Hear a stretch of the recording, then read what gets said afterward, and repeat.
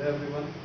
Last class मैंने आप लोगों को एम्पेरिकल फॉर्मूला और मॉलिक्यूलर फॉर्मूला पढ़ा दिया था। मैंने उनसे रिलेटेड कुछ फॉर्मूलाज आपको दे दिए थे और बोला था कि आज की डेट में अपन उनसे रिलेटेड कुछ क्वेश्चंस करेंगे।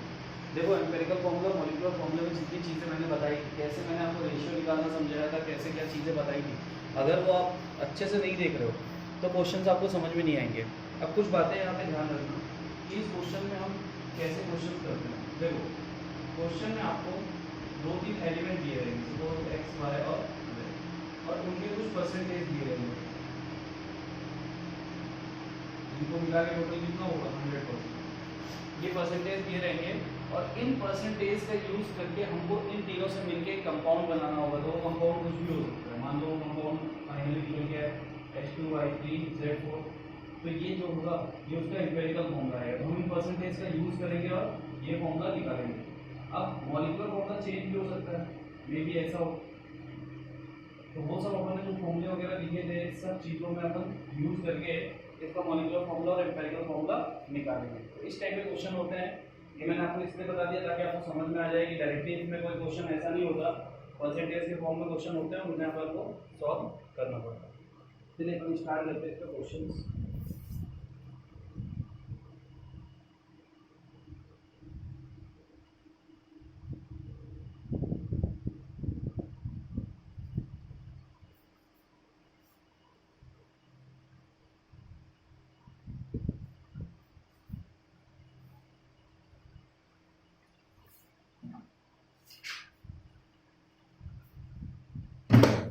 क्वेश्चन में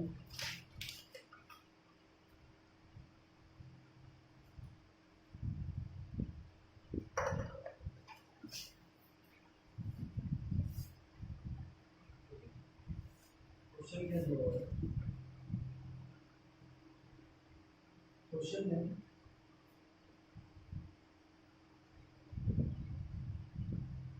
an organic compound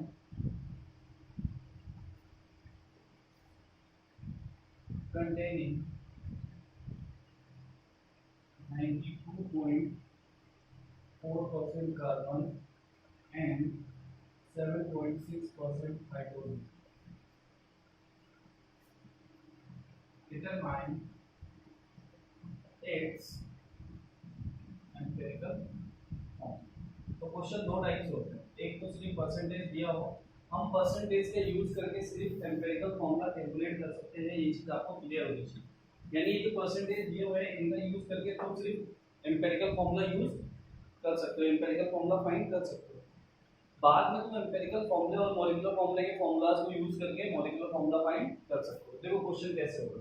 हमें क्या दिया होगा, तो हमें एक टेबल बनानी है। टेबल कैसे? अब देखो, टेबल मैं आपको बनवा रहा हूँ बट आगे के क्वेश्चन में नहीं बनाऊंगा। ये आपके एकेडमिक लेवल पे है। एकेडमिक लेवल पे होता है तो आप टेबल बनाते हैं। परसेंटेज ऑफ एलिमेंट, फिर अपन लिखते हैं एटॉमिक मास ऑफ एलिमेंट, फिर अपन लिखते हैं मोल रेशियो। मोल रेशियो कैसे आता है? मोल रेशियो आता है given percentage of element divide by atomic weight. यानी कि मोल रेशियो कैसे निकलेगा? जो परसेंटेज दिया होगा उसमें एटॉमिक वेट का डिवाइड कर देंगे, मोल रेशियो आ जाएगा।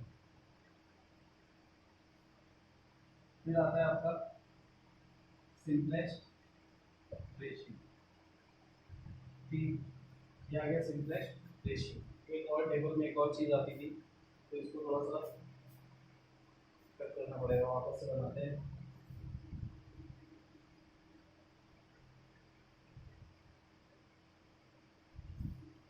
तो देखो, जितनी चीजें तुमने लिखी थी इनको वापस से लिखो। यहाँ पे क्या लिखोगे? एलिमेंट, कौन कौन से एलिमेंट दिए हुए, जैसे क्वेश्चन में सी और एच दिया हुआ है। फिर क्या लिखोगे? परसेंटेज ऑफ एलिमेंट, यानी जो एलिमेंट है उनके कितने परसेंटेज है, तो 92.4%, और इसका कितना है 7.6%। फिर तुम क्या लिखोगे? एटॉमिक वेट, कार्बन का एटॉमिक वेट कितना होता है 12, और हाइड्रोजन में कितना होता है 1। फिर तुम क्या निकालोगे? Mole ratio. मोल रेशियो कैसे निकलता है? मोल रेशियो का फॉर्मूला होता है given percentage divide by atomic weight. तो देखो, यहाँ पे मोल रेशियो हमको कार्बन के लिए निकालना होगा तो कितना आता है 92.4 डिवाइड बाय 12 और हाइड्रोजन के लिए कितना आता है 7.6 डिवाइड बाय 1 क्योंकि परसेंटेज यही है कि जो जिसका परसेंटेज तुम यूज कर रहे हो उसी के एटॉमिक वेट से डिवाइड होगा। फिर क्या आएगा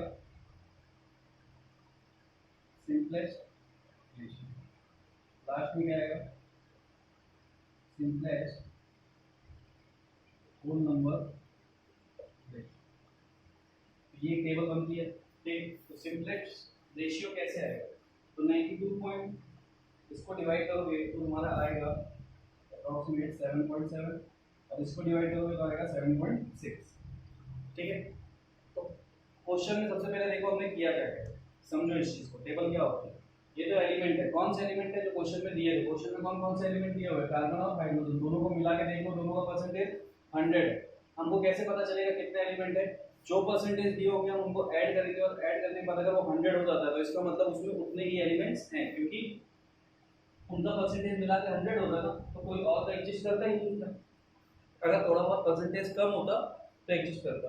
अब परसेंटेज 99.7 हो तो ये मत सोचना 0.3% कुछ और होगा, वो अप्रोक्सीमेट कैलकुलेशन में उतना ही। ठीक है, फिर हम लिखते हैं परसेंटेज ऑफ एलिमेंट, दो एलिमेंट है कार्बन हाइड्रोजन, हमने उनके परसेंटेज लिखे जो क्वेश्चन में गिवन है। फिर हम लिखते हैं एटॉमिक वेट किसका, जो एलिमेंट क्वेश्चन में दिए हुए, कार्बन का 12 हाइड्रोजन का 1। हम निकालते हैं मोल रेशियो, मोल रेशियो कैसे निकलता है given percentage upon atomic weight. Percentage कितना दिया हुआ है कार्बन का 92.4 डिवाइड बाय 12 7.7, 7.6 डिवाइड बाय 1 7.6। अब सिंपलेस्ट रेशियो कैसे निकलता है, यहाँ जो मोल रेशियो आया है उनमें से छोटा मोल रेशियो सेलेक्ट कर लो। देखो 7.7 7.6 लगभग सेम है, लेकिन इनसे तो छोटा कौन सा 7.6, तो मैंने इसको ले लिया। अब क्या करना है, दोनों को यानी जो भी यहाँ पे वैल्यूज आ रही हैं 7.7 या 7.6, जो तुमने छोटी वाली वैल्यू को सेलेक्ट की है ना उससे डिवाइड कर दो। 7.6 which is equal to 1, 7.6 divided by 7.6 which is equal to 1। तो रेशियो क्या है 1 and 1।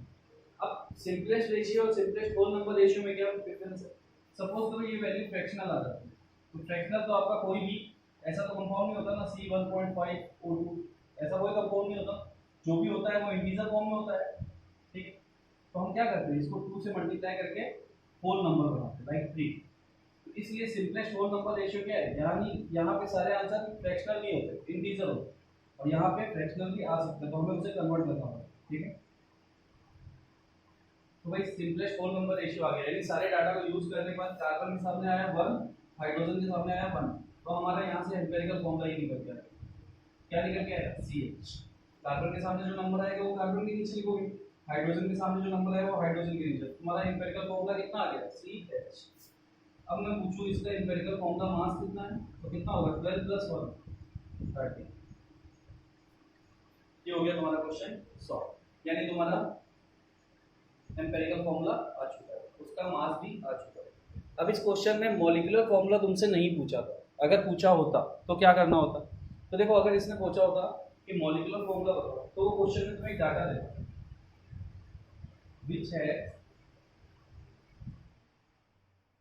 Molecular mass is equal to 78,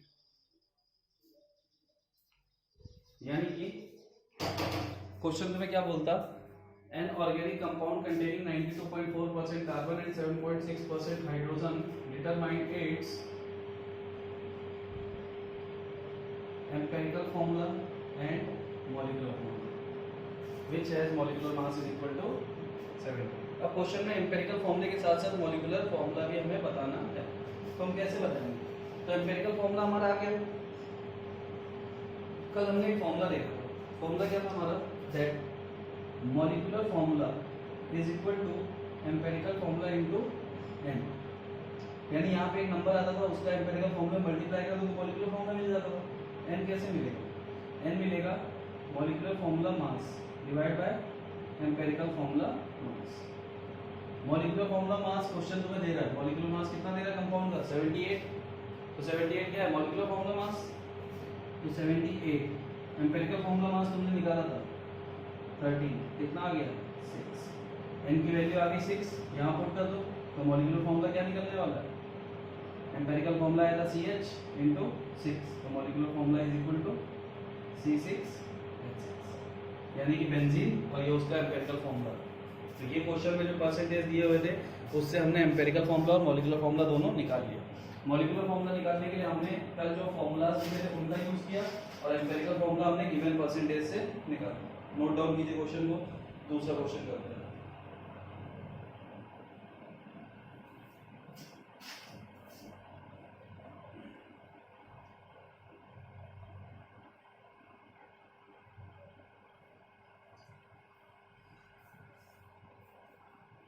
आप लोगों को केमिकल रिएक्शन तो बैलेंस करना आता होगा, नहीं आता है तो अपन एक बार उस कॉन्सेप्ट को उठा लेंगे 15-20 मिनट के लिए।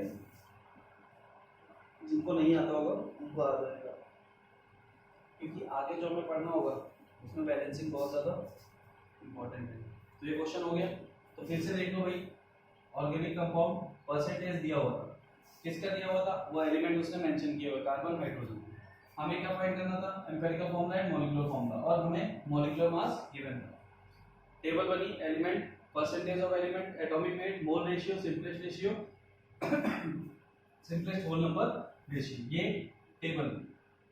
एलिमेंट मतलब जो दिए रहते हैं वो एलिमेंट, परसेंटेज ऑफ एलिमेंट मतलब जो क्वेश्चन में दे रहा है वो, एटॉमिक वेट जो एलिमेंट हमारे पास क्वेश्चन में गिवन है उनके एटॉमिक वेट, मोल रेशियो में जो परसेंटेज गिवन है उससे एटॉमिक वेट को डिवाइड करना है, दोनों के अलग अलग, इसके परसेंटेज तो इसके एटॉमिक वेट से, इसका परसेंटेज इसके एटॉमिक वेट से।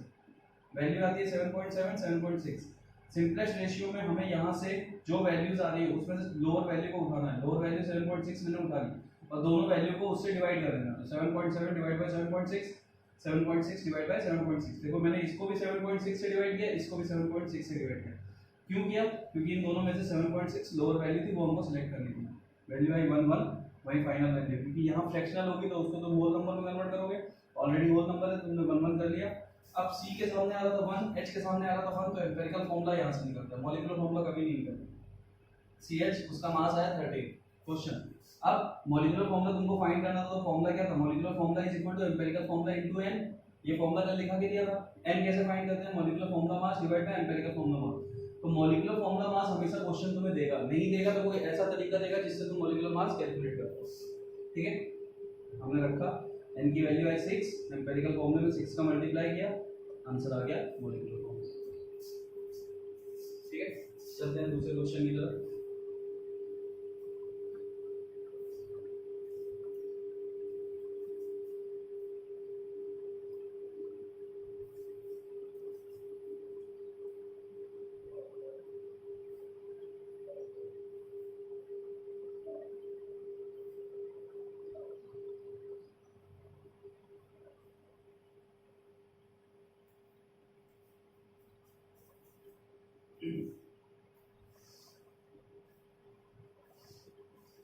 दूसरा क्वेश्चन है,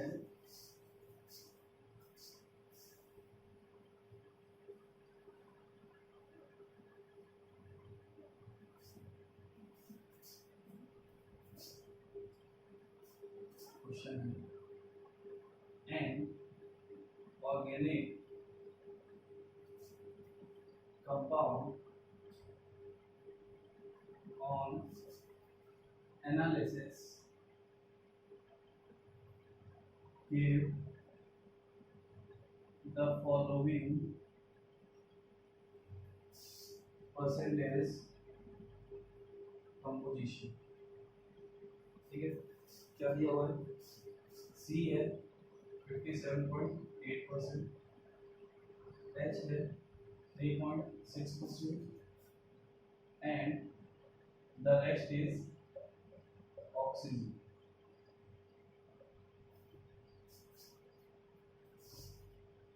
The vapor density of the compound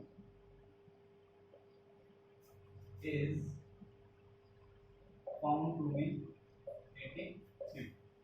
ठीक है, find out the molecular formula of the compound। ये क्वेश्चन है हमारा, इसको हमें सॉल्व करना। फोकस करेंगे डाटा क्या क्या दिया हुआ है। चलिए क्वेश्चन में हम देखते हैं कि हमें क्या क्या दिया हुआ है। तो हमें परसेंटेज दिया हुआ है, तो कार्बन कितना दिया हुआ है, कार्बन का परसेंटेज है 57.8%, अब मैं डायरेक्टली क्वेश्चन सॉल्व करना सीखा रहा, एक बार में टेबल बनवा दिया तो वही चीज़ है, करना वही सब है। रेस्ट इज ऑक्सीजन, तो ऑक्सीजन कितना हो जाएगा, कंप्लीट तो 100 होगा ना, तो 100 माइनस 57.8 प्लस 3.6 ये हो जाएगा।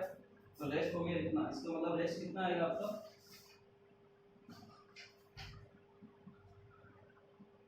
रेस्ट आपका आ रहा है 38.6%।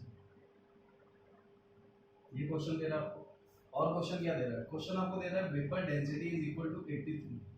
तो आप सब जानते हो कि वेपर डेंसिटी और मॉलिक्यूलर मास में एक फॉर्मूला है, molecular mass is equal to twice into vapour density which is equal to 2 into 83 6, ये आ गया मॉलिक्यूलर मास। तो क्वेश्चन में वेपर डेंसिटी अगर दे रहा है तो वेपर डेंसिटी और मॉलिक्यूलर मास का जो मैंने रिलेशन लिखवाया था, vapour density is equal to molecular mass by 2, तो उसको आप करो, वहां से आप इसको सॉल्व करो, ठीक है। तो ये हमारा इतना सा डाटा क्वेश्चन से हमें मिल रहा था जो हमने लिख लिया। अब आगे कैसे क्या करना है वो अपन देखते हैं। इतनी सी चीज अपन ने कर ली, अब चलते हैं अपन आगे। तो देखो इतनी सी चीज नोट डाउन करो, इतनी सी चीज को नोट करो, फिर आगे अपन देखते हैं। तो मैं क्वेश्चन एक बार रिमूव कर देता, क्वेश्चन तुमने नोट कर दिया होगा, क्योंकि हमें जो दिया हुआ है बस हमें उतने से काम है, क्वेश्चन कितना ही बड़ा हो उससे हमें कोई लेना देना नहीं है, हमारा डाटा हमारे पास क्या क्या है वही हमें चाहिए। तो देखो डाटा कितना है, कार्बन 57.8%, हाइड्रोजन 3.6%, ऑक्सीजन 38.6% और मॉलिक्यूलर मास 166 ग्राम। ये हमारा डाटा हमें दिया हुआ है। अब हमें इसी को सॉल्व करके क्वेश्चन एम्पेरिकल फॉर्मूला और मॉलिक्यूलर फॉर्मूला निकालना है। तो हम पहले क्या करेंगे, परसेंटेज का यूज करके मॉलिक्यूलर फॉर्मूला निकालेंगे, एम्पेरिकल फॉर्मूला निकालेंगे, क्योंकि ये मास तो मॉलिक्यूलर फॉर्मूला निकालने में यूज होगा। तो देखो कितना आएगा, तो पहले अपन क्या करते हैं, number of atoms of carbon निकालने के लिए, तो कार्बन 57.8 दिया हुआ है परसेंटेज, डिवाइड कर दो उसके एटॉमिक वेट से। पहला पॉइंट क्या था कि आपको डिवाइड करना है उसके एटॉमिक वेट से, एटॉमिक वेट से डिवाइड करोगे तो कितना आ जाएगा, ये निकल के आ जाएगा 4.82। हाइड्रोजन 3.6, उसके एटॉमिक वेट से डिवाइड करो कितना आ जाएगा 3.6। ऑक्सीजन 38.6 डिवाइड बाय 16, इसको करोगे इससे कितना आएगा 2.4 के समथिंग आएगा, 2.41 इतना आ गया। अब देखो इसमें से तुम्हें क्या करना था, लोअर वैल्यू सेलेक्ट करनी थी, तीनों में से जो सबसे लोअर है, सबसे लोअर कौन सी है 2.41, 2.41 तुमने लिया, उसको तुम्हें डिवाइड करना था तीनों में, तो 4.82 divide by 2.4, 3.6 divide by 2.4, 2.4 divide by 2.4, value कितनी आती है 2, 1.51, ये वैल्यू आती है। अब देखो ये तुम्हारा जो आया है 2, 1.5 और ये 1, ये तुम्हारा है सिंपलेस्ट नंबर, जिसमें से एक वैल्यू तुम्हारी कैसी है फ्रैक्शनल है। तो फ्रैक्शनल को तुम सिंपलेस्ट होल नंबर रेशियो बनाने के लिए मल्टीप्लाई करोगे 2 से, तो ये बन जाएगा 3, तो सब में 2 से मल्टीप्लाई कर दो, ये बन जाएगा 2, इसमें भी 2 से मल्टीप्लाई कर दो, ये बन जाएगा 2। तो कार्बन के नंबर, कार्बन के सामने क्या नंबर आ रहा है 2, हाइड्रोजन के सामने नंबर क्या आ रहा है 3, ऑक्सीजन के सामने ये आ गया तुम्हारा एम्पेरिकल फॉर्मूला। अब एम्पेरिकल फॉर्मूला मास चाहिए, 2 कार्बन 24, 3 हाइड्रोजन 3, 32, कितना हो जाएगा 3, 2, 5, 4, 9, 59, ठीक है। तो 59 तुम्हारा एम्पेरिकल फॉर्मूला मास आ गया। अब फॉर्मूला लगा दो, तो molecular formula is equal to empirical formula into n, और n कैसे निकलता है molecular mass divide by empirical mass. तो मॉलिक्यूलर मास कितना है हमने क्वेश्चन में कैलकुलेट किया वेपर डेंसिटी से 166, एम्पेरिकल मास कितना है 59, इसको सॉल्व करोगे तुम्हारा आंसर आ जाएगा।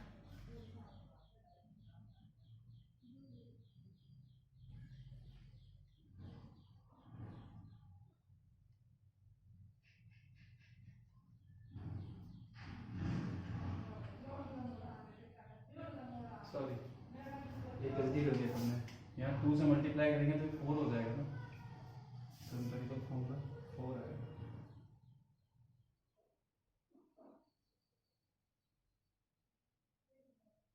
83 आएगा। तो कितना आ गया, n की वैल्यू आ गई 2, क्योंकि यहाँ पे क्या है 2 आया था, ट्वाइस सब में 2 का मल्टीप्लाई करना था ना, तो वो 4 होता तो मैंने 2 लिख लिया था। n की वैल्यू आ गई 2, यहाँ पुट कर दो। तो एम्पेरिकल फॉर्मूला कितना है, C4H3O2 इंटू 2 C8H6O4।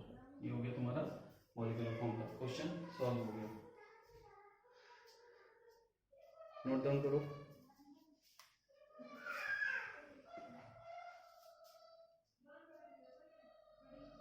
इसको नोट डाउन कीजिए, इसमें जो भी आंसर दिया हुआ है वो सारी चीजें।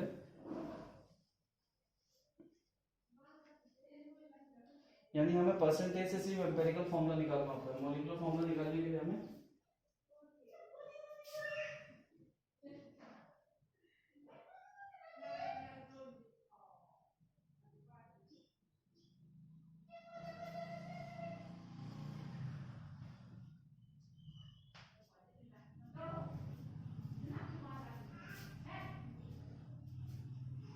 कर लिया नोट।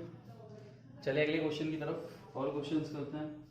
तो वेपर डेंसिटी और मॉलिक्यूलर मास, मैंने आपको डेंसिटी सारी पढ़ाई हुई है, तो वहां से आपको फॉर्मूला भी लिखवा के दिया था। तो क्वेश्चन में वेपर डेंसिटी वो इसीलिए देता है ताकि आप मॉलिक्यूलर मास कैलकुलेट कर सको। जैसे स्पेसिफिक ग्रेविटी बताई थी कि डेंसिटी अगर नहीं पता हो तो उसके लिए वो कंफ्यूज करने के लिए उसको क्या बोल देगा, स्पेसिफिक ग्रेविटी। तो वैसे ही क्वेश्चन में आपको वेपर डेंसिटी दे दिया जाता है मॉलिक्यूलर मास की जगह, तो आपको आना चाहिए कि आप कैसे मॉलिक्यूलर मास निकालोगे वेपर डेंसिटी का यूज करके। ठीक है, चलते हैं नेक्स्ट क्वेश्चन की तरफ।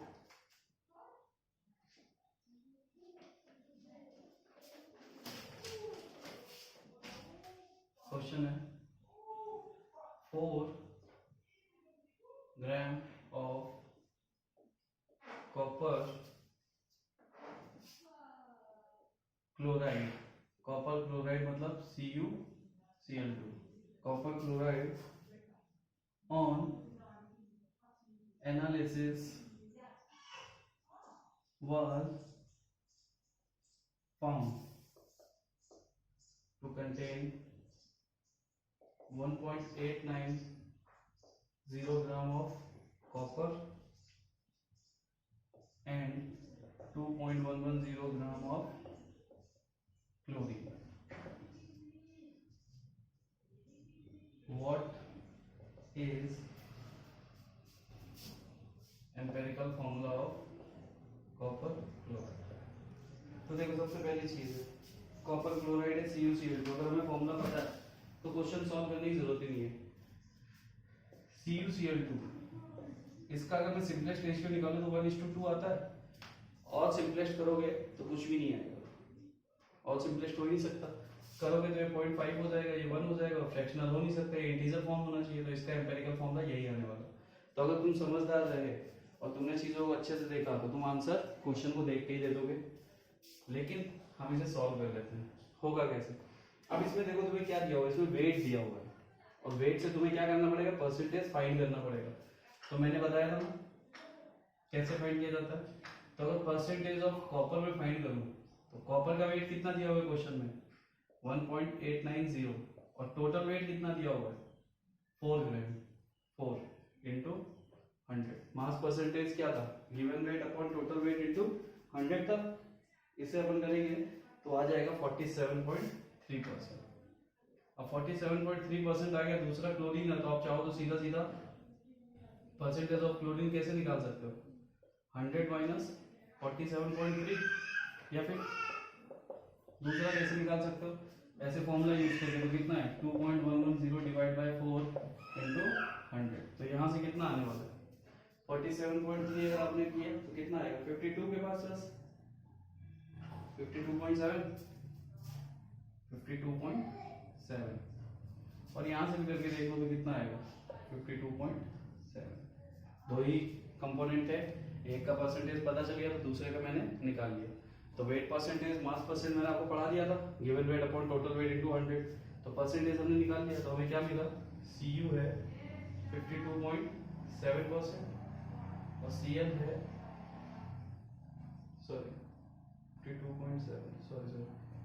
47.3% है, 47.3 और ये कितना 52.7। ठीक है, तो हम इसको देखो हमारे पास परसेंटेज आ गया। क्वेश्चन में हमें परसेंटेज इस बार नहीं दिया था, हमसे हाइट रखा और उसने दिया हमें वेट, तो हमने कैसे कैलकुलेट कर लिया, मास परसेंटेज का फॉर्मूला लगा के। 2 सेकंड।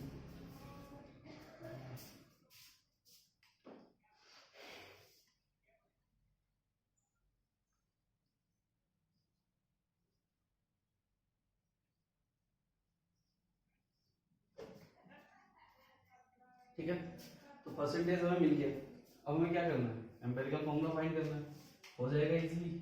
क्या क्या दिया हुआ है, कॉपर और Cl। पहले क्या करते हैं, given percentage divide by atomic weight, यही करते हैं भाई। अगर आपकी टेबल देखो तो टेबल में स्टार्टिंग में 2-3 टेबल हटा दो तो बाकी तो सेम ही रहता ना, तो यही करते हैं ना। तो यहां से कितना आएगा 0.74, 1.48, दोनों में से लोअर वैल्यू कौन सी है 0.74, तो सिंपलेस्ट रेशियो कितना आ जाएगा 0.74 डिवाइड बाय 0.74 और 1.8 डिवाइड बाय 2, तो कितना आ रहा है, ये होल नंबर रेशियो है, तो यही फाइनल हो जाएगा। तो एम्पिरिकल फॉर्मूला कितना आएगा CuCl। तो देखो सेम आंसर आया। अब आप समझदार होंगे, अच्छे से चीज़ों को देख रहे होंगे, तो आप इसको ऐसे क्वेश्चंस को देख के ही उनके आंसर बता पाओगे। नोट कर लीजिए इसको भी। नेक्स्ट क्वेश्चन की तरफ चलते हैं।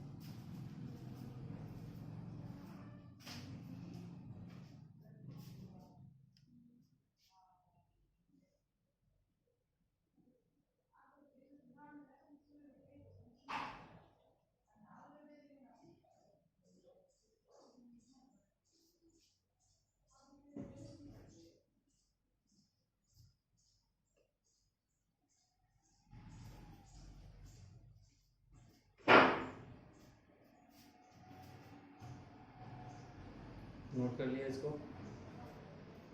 देखिए 3 क्वेश्चंस अपन ने किए और तीनों में डिफरेंट डिफरेंट चीज़ें थी। पहले वाले क्वेश्चन में सारी चीज़ें सेम टू सेम दी हुई थी, हमने सिर्फ क्वेश्चन से सॉल्व किया और एम्पिरिकल फॉर्मूला और मॉलिक्यूलर फॉर्मूला निकाल दिया। सेकंड क्वेश्चन में हमें मॉलिक्यूलर मास की जगह वेपर डेंसिटी दिया हुआ था, हमने वेपर डेंसिटी को यूज किया और मॉलिक्यूलर मास निकाल लिया। इस थर्ड क्वेश्चन में आपको परसेंटेज की जगह मास दिए हुए थे, तो उन मास को यूज करके हमने उनको पहले परसेंटेज में कन्वर्ट किया और उसके बाद हमने सॉल्व किया। अब जो नेक्स्ट क्वेश्चन है वो क्या है,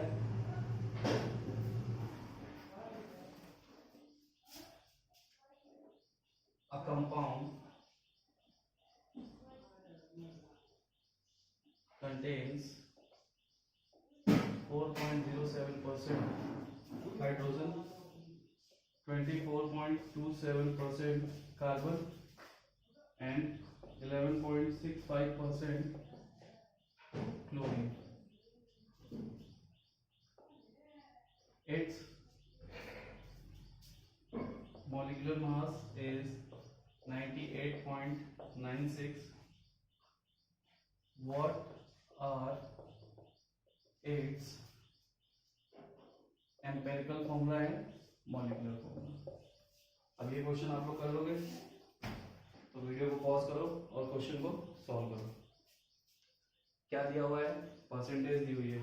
तो देखो अगर क्वेश्चन में इस टाइप से दिया, तुम्हारा सीक्वेंस क्या होना चाहिए, पहले कार्बन फिर हाइड्रोजन फिर कोई जो भी दिया हो वो।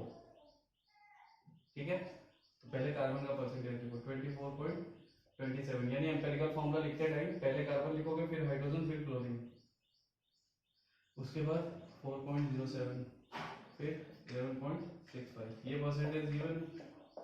अब क्या करोगे, परसेंटेज में डिवाइड करोगे उसके एटॉमिक वेट का 12 1।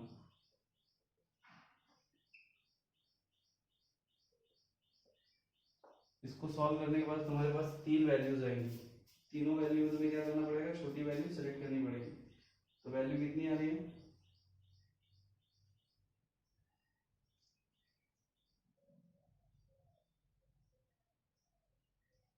Cl का परसेंटेज कितना दिया हुआ है,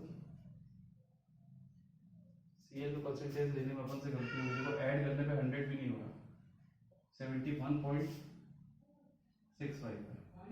तो ये आता है 2.02, ये आता है 4.07 और ये भी आता है 2.02 के आसपास। तो अब तुम्हें क्या करना था, इन तीनों में से एक लोअर वैल्यू सेलेक्ट करनी थी। तो लोअर वैल्यू हमारी कौन सी आएगी, 2.02 हमने सेलेक्ट कर ली, चाहे दोनों में से कोई भी कर लो। तो यहाँ कितना हो जाएगा 1, ये कितना हो जाएगा 2 और ये कितना हो जाएगा 1। तो रेशियो क्या आ गया, C सामने 1 है, H के सामने 2 है, CH2 Cl। ये तुम्हारा क्या निकल के आ गया, एम्पेरिकल फॉर्मूला। तो एम्पेरिकल फॉर्मूला मास कितना हो जाएगा 12 + 2 + 35.5। ठीक है,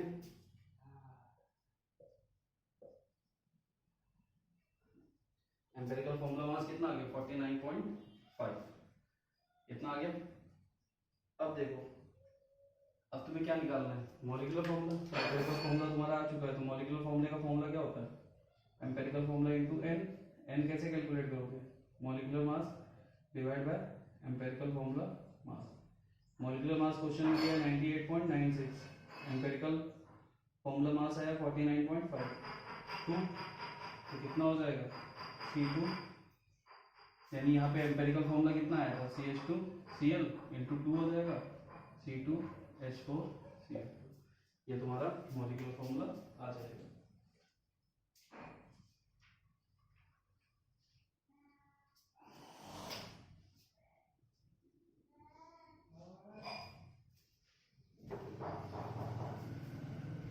नोट कीजिए जल्दी से उसको।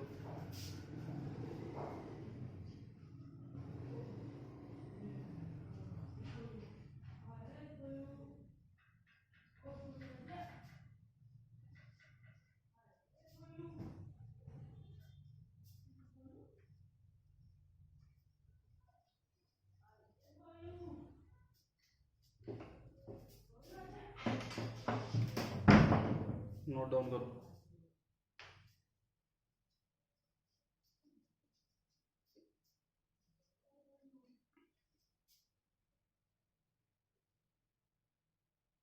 हो गया नोट, चलते हैं नेक्स्ट क्वेश्चन की तरफ।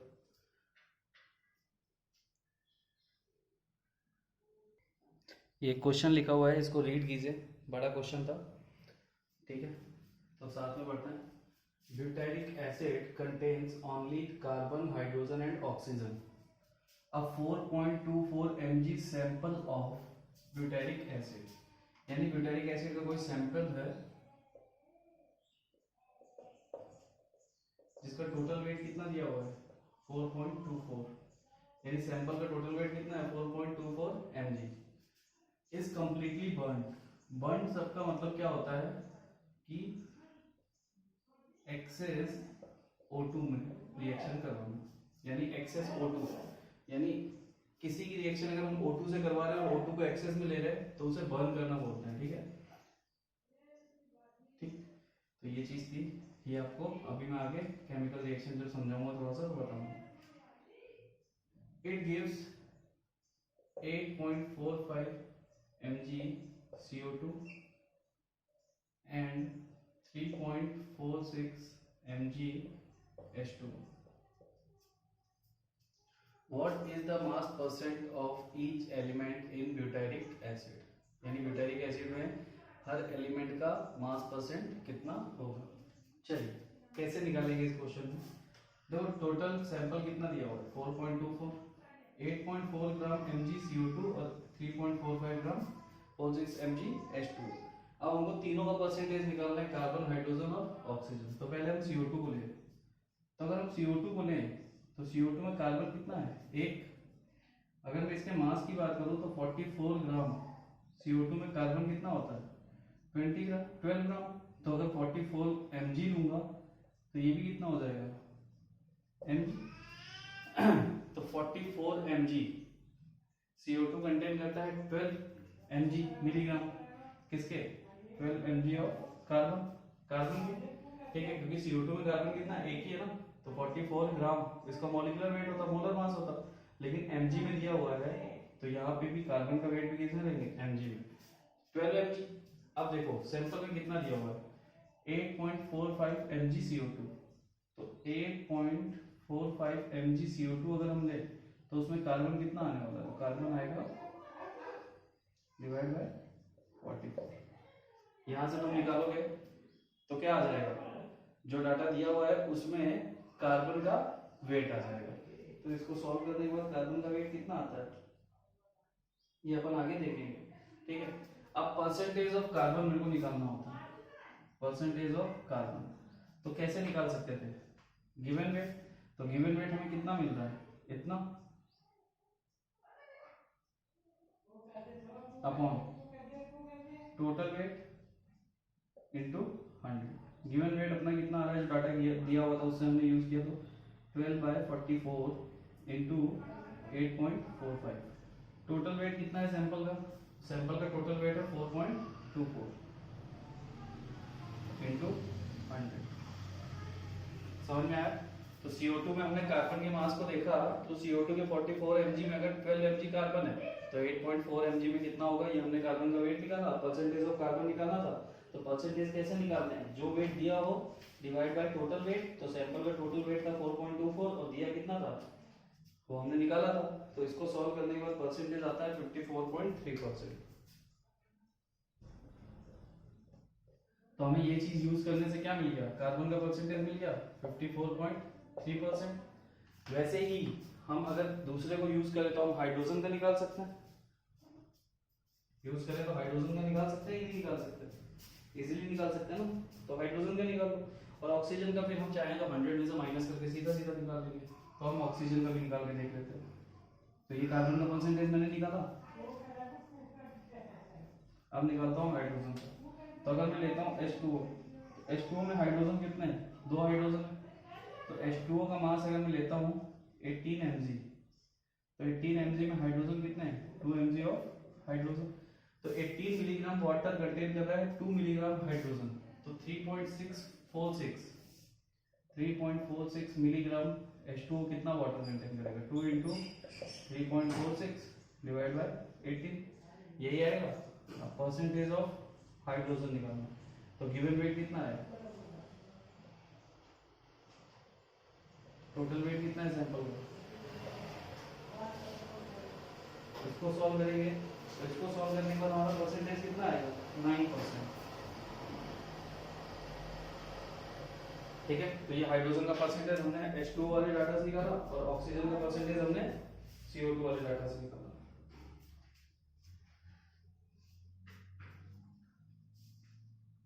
अब हमारे पास 3 में से 2 एलिमेंट के परसेंटेज हैं, तो तीसरे का हम कैसे निकालेंगे, 100 में से दोनों को ऐड करके माइनस कर देंगे।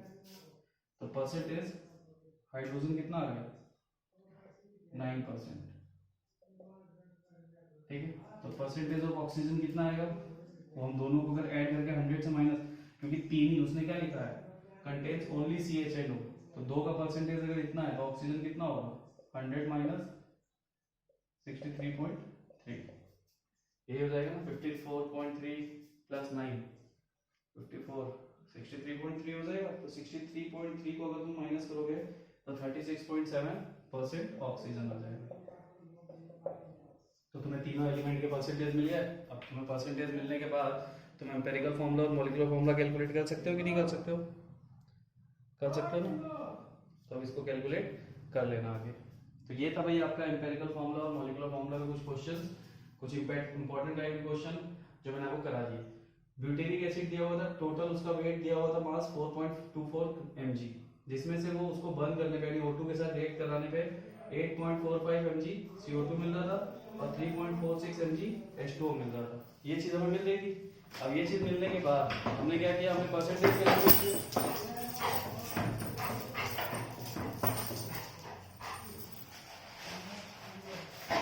तो लगभग मैंने आपको सारे टाइप के क्वेश्चंस करा दिए।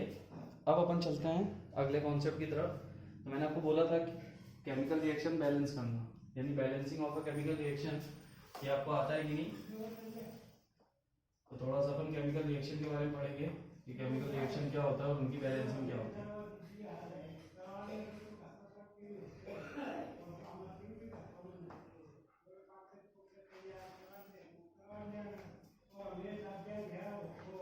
ज़्यादा इस पे ज़्यादा बात नहीं करेंगे क्योंकि आपने बैलेंसिंग 10th में पढ़ा होगा, केमिकल रिएक्शन में इक्वेशन जब पढ़ा होगा आपने, तो वहाँ पे भी आपको बैलेंसिंग करना सिखाया गया होगा। तो थोड़ी सी बात करूँगा। तो अपन बात करने जा रहे हैं नई चीज पे, केमिकल रिएक्शन। केमिकल रिएक्शन, तो देखो केमिकल रिएक्शन में दो पार्ट होते हैं, एक होता है रिएक्टेंट और एक होता है प्रोडक्ट। ठीक है, रिएक्टेंट जो होता है उसको ऑलवेज अपन लेते हैं लेफ्ट हैंड साइड पे LHS, और प्रोडक्ट को ऑलवेज अपन रखते हैं RHS पे। दोनों को अपन एक हेडेड एरो से सेपरेट करते हैं, यानी रिएक्टेंट और प्रोडक्ट के बीच में ये हेडेड एरो आता है, इससे अपन इसको सेपरेट करते हैं। तो एक रिएक्शन में दो फेज होते हैं, रिएक्टेंट और प्रोडक्ट। ठीक है, अब देखो केमिकल रिएक्शंस होती है, तो केमिकल रिएक्शन को डिफाइन करने के डिफरेंट डिफरेंट तरीके हैं, लेकिन अपन अपने वे में लेके चले तो क्या होगा, breaking of old bonds and formation of new bonds, यानी breaking of old bonds and formation of new bond. कैसे, जैसे मान लो मैंने एक लिया है H2 + Cl, इससे मिलके बनता है 2HCl। अगर मैं इसको देखूं तो ये क्या है, H और H प्लस Cl और Cl, और ये क्या बनता है HCl। तो अब देखिए हाइड्रोजन हाइड्रोजन के बीच में एक बॉन्ड था, Cl Cl के बीच में एक बॉन्ड था, तो ये दोनों बॉन्ड ब्रेक हुए, हाइड्रोजन इसके साथ कनेक्ट हो गया और क्या बन गया, एक नया बॉन्ड बन गया जो H और Cl के बीच में। यहाँ पे बॉन्ड हाइड्रोजन हाइड्रोजन के बीच में था, यहाँ Cl Cl के बीच में, दोनों टूटे और नया बॉन्ड बना जो कि H और Cl के बीच में बना।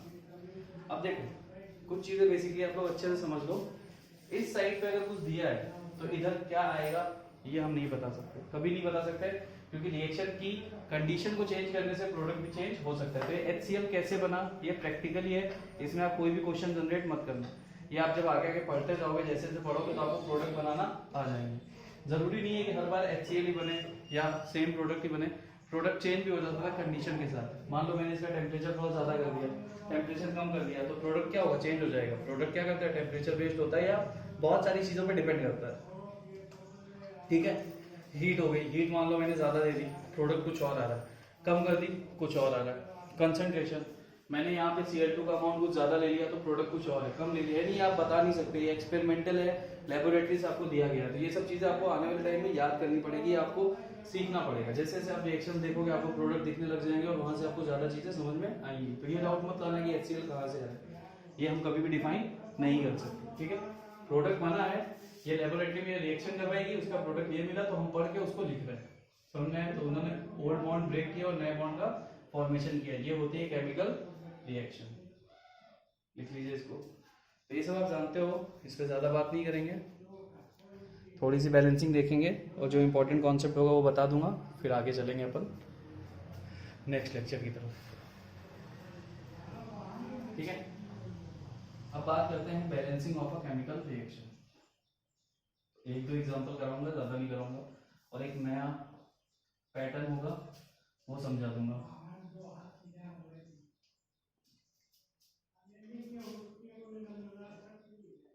Balancing of a chemical reaction. Balancing का मतलब क्या होता है, देखो मैंने बोला एक रिएक्टेंट होता है, एक प्रोडक्ट होता है।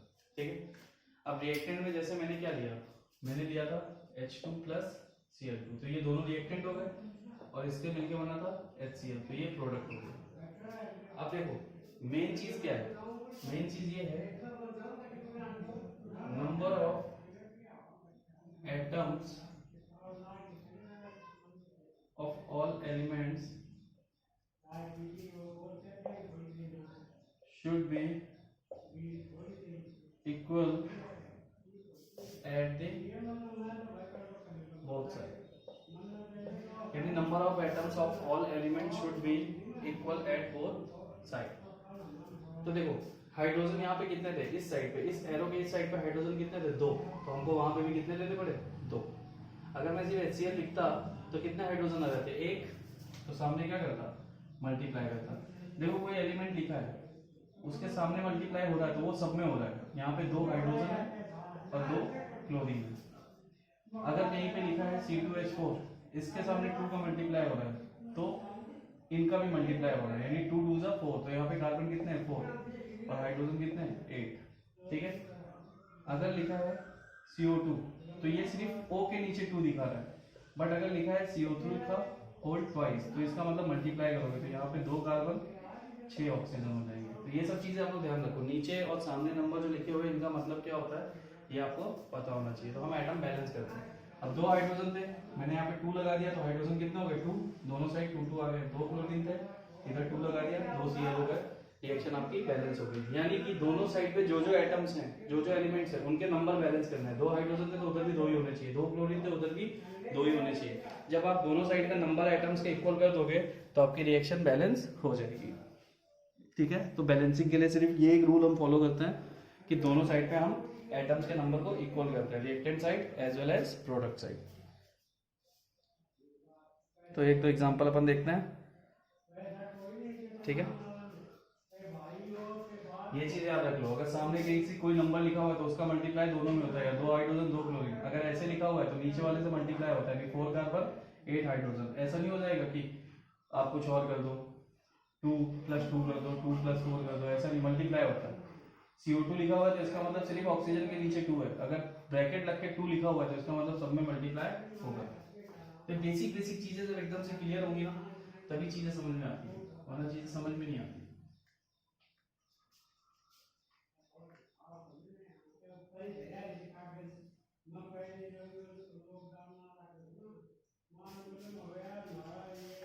जैसे एक रिएक्शन ले लेता हूँ मैं, रिएक्शन में ले लेता हूँ Na2SO4 plus AlCl3 gives Al2SO4 का होल थ्राइस प्लस NaC।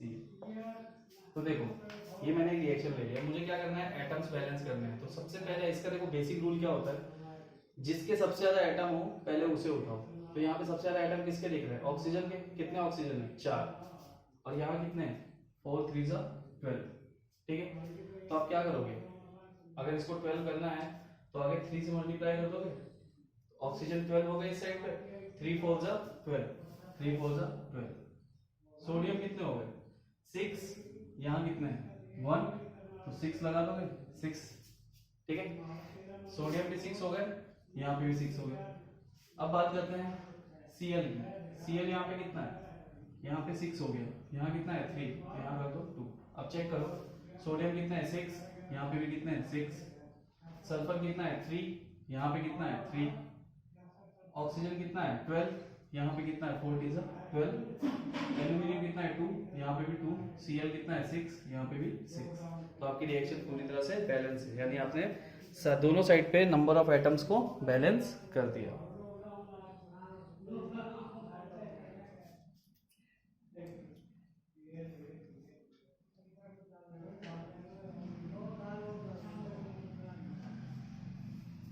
तो ये रिएक्शन, पहली रिएक्शन थोड़ी सी बड़ी ले ली मैंने।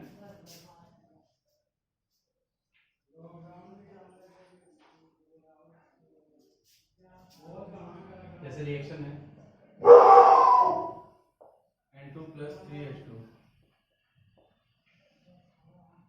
नाइट्रोजन कितनी है 2, यहाँ कितने 1, 2 कर दो, हाइड्रोजन कितने 6, 3 2 6। रिएक्शन होगी बैलेंस। यानी दोनों साइड पे हमने नंबर ऑफ एटम्स को बैलेंस करना है।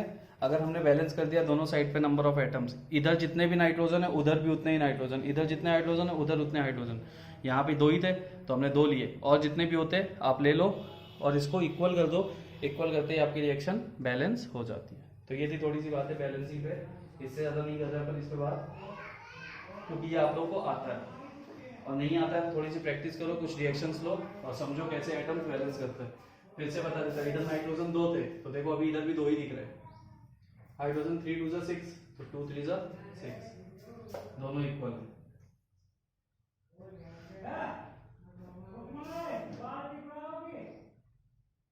हेडिंग डालो, combustion of hydrocarbon.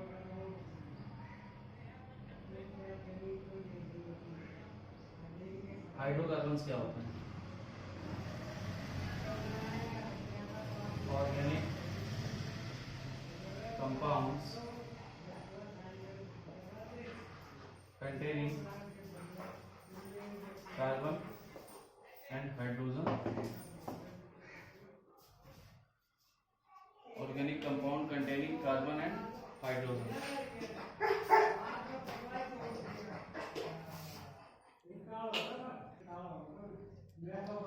C and H, ठीक है। कम्बिशन का मतलब क्या होता है? Burn in excess of O2। तो इसके लिए एक जनरल फॉर्मूला लिख दो, CXHY plus X plus Y by 4 O2 gives X CO2 plus Y by 2 H2। इस फॉर्मूले को लिख लो, ये फॉर्मूला यूज होता है, ठीक है।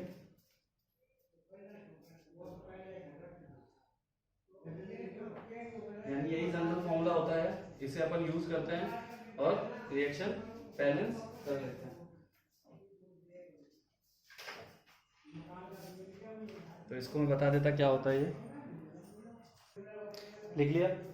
तो ये CXHY। अब जैसे मान लो मैंने एक एग्जांपल लिया, मैंने लिया हाइड्रोकार्बन CH4। तो मैं इससे कंपेयर करूं तो X की वैल्यू कितनी है? X is equal to 1। और Y से कंपेयर करो तो Y की वैल्यू कितनी है? 4, क्योंकि यहाँ पे H के नीचे क्या है? 4, C के नीचे 1, तो X और Y की वैल्यू आ गई plus 1 plus 4/4 O2 gives X की वैल्यू कितनी है? CO2। Y की वैल्यू कितनी थी? 4/2 H2। तो ये बैलेंसिंग के लिए है, आप इसको यूज करोगे आपकी सीधी रिएक्शन बैलेंस होके आ जाएगी। तो देखो क्या है ये reaction? CH4 4/4 1 plus 1 2 CO2 2 H2। Reaction आपकी बैलेंस है। तो ये होता है हाइड्रोकार्बन, यानी जहाँ पे कार्बन और हाइड्रोजन हो जाए और ऑक्सीजन के साथ रिएक्ट करवा के, अगर आप ऑक्सीजन के साथ रिएक्ट करवा देते हो तो वो कहलाती है कंबशन ऑफ हाइड्रोकार्बन, जिससे आपका CO2 और H2O निकलता है। कंबशन का मतलब होता है hydrocarbon plus oxygen gives CO2 plus H2। ये होती है आपकी कंबशन ऑफ हाइड्रोकार्बन, ठीक है। तो ये था, अपन ने एक हाइड्रोकार्बन लिया, एक और ले लेते जल्दी से।